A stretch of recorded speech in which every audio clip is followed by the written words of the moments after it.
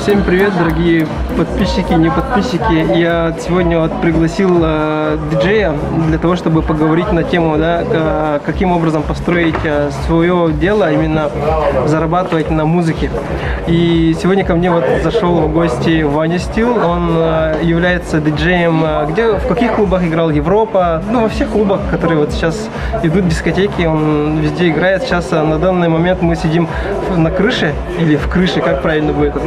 В крыше, да. И здесь вы частенько тоже проводите, да, какие-то мероприятия. Расскажи, сколько долго ты занимаешься диджейством и как правильно назвать? Это как шоу-бизнес будет, да, или как?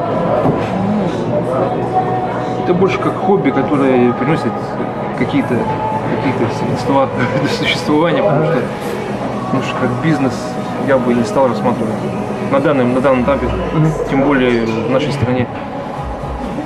Больше как удовольствие. Для удовольствия. Но это дело все равно же приносит какие-то деньги. Да, как бы хватает, сказать, хлеб с маслом, в принципе, и нормально. Но правильно я понял, что если даже заниматься как хобби, да, то есть как бизнесом, можно сказать, давай назовем это вещи своими именами, все равно нужны какие-то маломальские знания аудитории ведения бизнеса, все, что связано с продажами. Ты сам занимаешься продажами или каким образом ты находишь клиентов? Как обычно, меня кому-то советую, как тебе посоветовали, хотел мероприятие провести. Вот через знакомых, у нас тем более город такой не маленький, все друг друга знают, и тем более у нас такая тусовка получается, да, модно. В принципе, мы все друг друга через кого-то знаем. Я посмотрел, то, что мне показал, там ролики свои, блоги, я тоже там кого-то знаю, поэтому... То есть ты конкретно таким маркетингом не занимаешься, да, для того, чтобы привлекать? Я особо продвижением не особо никак не занимаюсь. Зачем? Как зачем? Зарабатывать, чтобы стабильность была, заказы? Возможно, в будущем можно будет что-то придумать, но пока я не вижу в этом смысла большого. То есть можно сказать, что ты не видишь эту деятельность свою как основной вид дохода? Да, можно так сказать. Да. А если бы ты захотел, чтобы, конкретно, да, можно ли на этом деле прям, выходить на какой-то стабильный доход? Видишь, я сейчас немножко еще в спорт ударился. В баскетбол играю, там, первая лига. И ночная жизнь и спорт немножко это очень тяжело совмещать. То есть надо постоянно там тоже тренироваться, чтобы какие-то результаты добиться. Может быть, лет через 10 я немножко это поменяю, свое восприятие к этому ведению бизнеса, как ты говоришь. И, может быть, стрельну по-другому, сделаю по-другому все. А пока я хочу еще немножко побегать, подвигаться, по молодой. На 40 лет почти, без 38. Да? Вообще нормально. На 40 не выгляжу. А ты свои треки создаешь? Не знаю, у меня музыкальное образование, даже могу похвастаться, есть 1 год консерватории. Что? 1 год консерватории даже у меня есть. Да? Да, просто я в Екатеринбург поступил, и там в клуб устроился. А я поступил в середине года, и у меня получилось, надо было осеннюю сессию сдавать и весеннюю. А у меня еще тут клубы, и я решил, там ничего, ладно, буду в клубе работать, не буду ничего сдавать, приеду, в армию пойду. В армию сходил и как-то остался в Якутске, не стал дальше учиться. И там, получается, набрался опыта? Как опыта набрался? Я там, не сказать так, никакой был. Ты нормально все показывал. Просто когда я начинал, там кассеты же были, эти все кассеты, сейчас же все цифровое стало. Все меняется у нас, каждые полгода, каждый год что-то новое появляется. Надо это все изучать, следить за тенденциями. Слушай, а какой шанс, да, я просто очень многих парней знаю, да, молодых, можно сказать, там, школьного возраста, после школьного, студенты разные, да, которые именно занимаются своими треками. То есть пишут треки и мечтают где-нибудь выступать. И получается, этот блог, получается, будет посвящаться именно им. Что можешь таким людям посоветовать, да, каким образом выходить на доход, допустим, занимаясь своим любимым делом? То есть создавать треки, играть эти треки, где-то собирать толпу. Видишь, у них треки же специфические. То есть не для каждого это пойдет. Там определенный круг людей, кому нравится какой-то стиль. Я тут знаю 2-3 человека, которые как бы на Западе очень хорошо котируются, но в Якутии их мало кто слушает. То есть у них есть там, они где-то в лейблах уже участвуют, у них какие-то там деньги это приносят. Ну это именно они этим занимаются как удовольствие прямо вообще полное. Если я как бы там по макетам еще гоняю, да, мне там еще приходят, спрашивают, там, поставь эту песню, я еще как-то ставлю, а они как бы полностью как бы отключились от этого, от попсы, так скажем, и полностью занимаются как бы для души. Вот. Ну, то есть, получается, они конкретно диджеями стали, свои треки создают. И... Да. Ага. А вот в общем, да, каким образом эти диджеи зарабатывают? То есть они же не сами занимаются вот собиранием народа и все такое, их больше, наверное, приглашают на какие-то вечеринки, да? Да, они все равно в начале какой-то степени там, знакомятся с теми-то людьми, которые там организовывают. У нас тоже есть 3-4 промо-группы, которые по городу закрытые вечеринки устраивают. Может быть, слышал, там, Да. делают. Вначале они туда залазят, там, как-то себя проявляют, включают свои треки, выкладывают треки в интернете, там, всеобщее обозрение.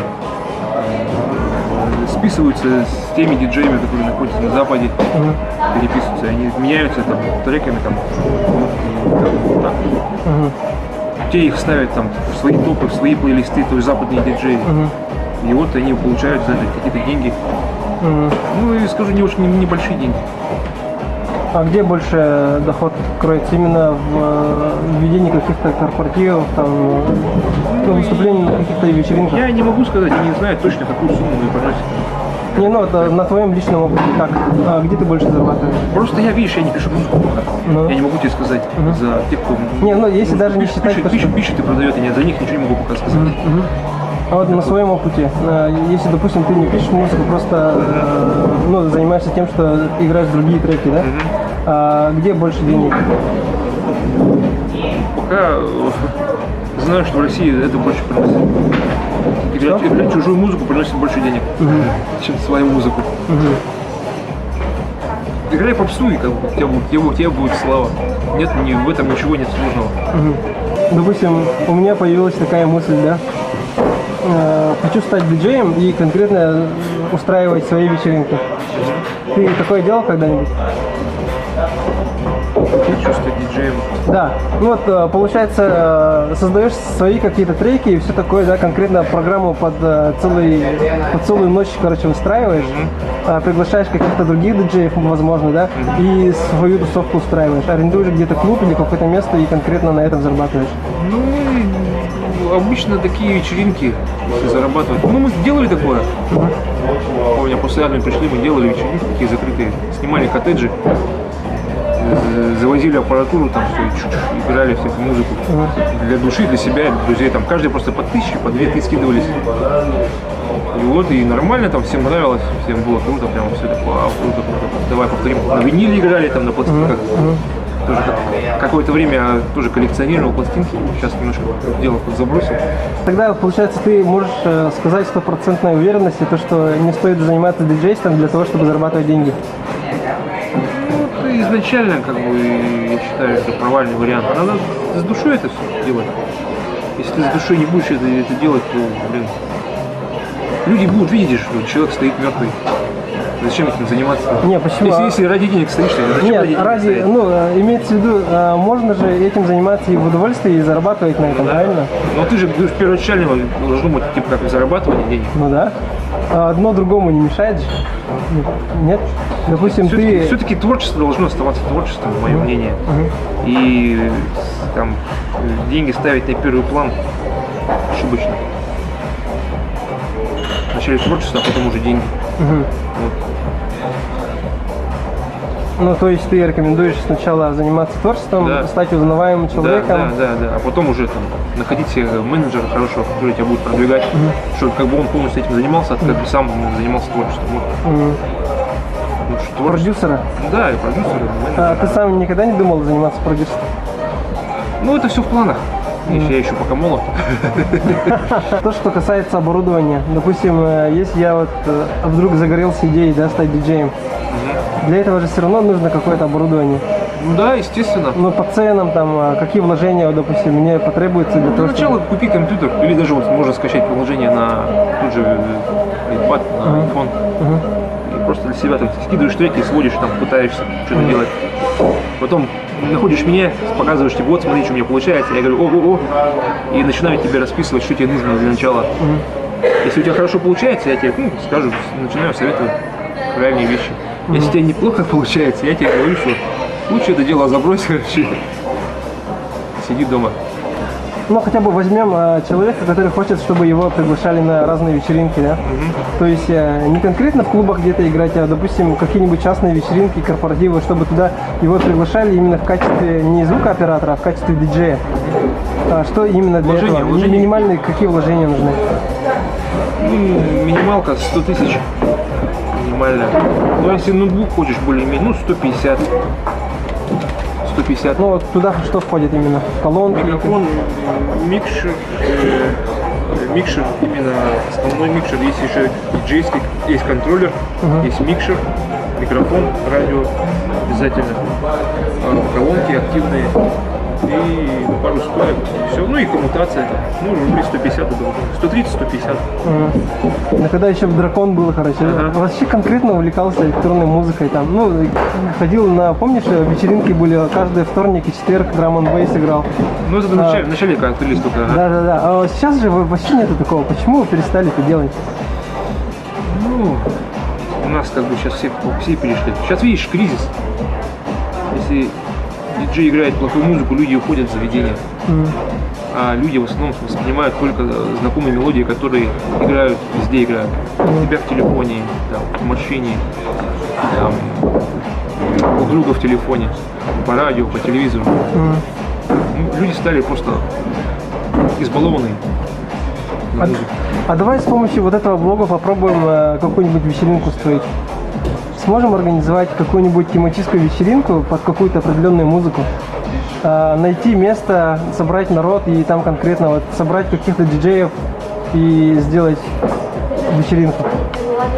Можно сделать как бы вечеринку а-ля в стиле Дракон. Дракон? Ну, типа музыка моей, твоей молодости. Давай, попробуем. То есть это будет не 80-е, 90-е, а 2000-е там. Клубные 2000-е. Да. Ну, можно не только такую тему, да, а вообще какую-нибудь современную музыку. Можно, да. Хорошая музыка именно клубная. Можно. Как вот заведение здесь тоже можно сделать. Я тем более показал тебе новую террасу. Тут как бы идей очень много. Так, а что для этого нужно? Там просто конкретно люди нужны, да? Те люди, которые должны прийти на эту вечеринку. Позвать известных людей.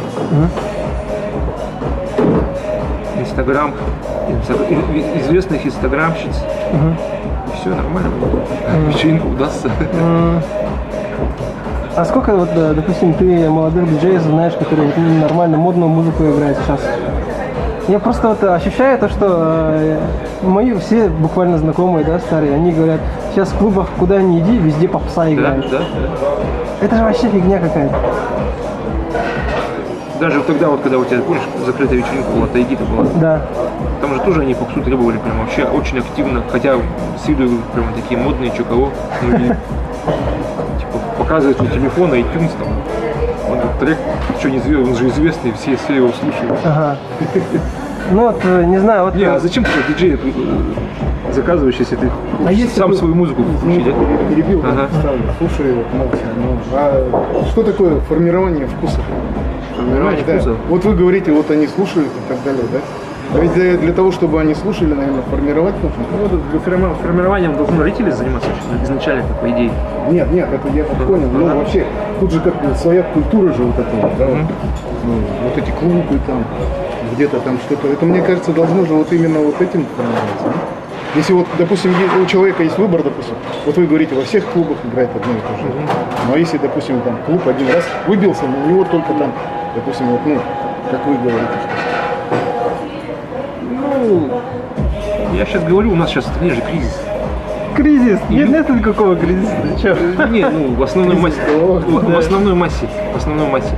Для бюджетников, может быть, не Да, знаю. которые на 15 тысяч сидят и работают. В больших городах поэтому же есть там выбор больше, да? Правильно? Там есть возможность выбрать.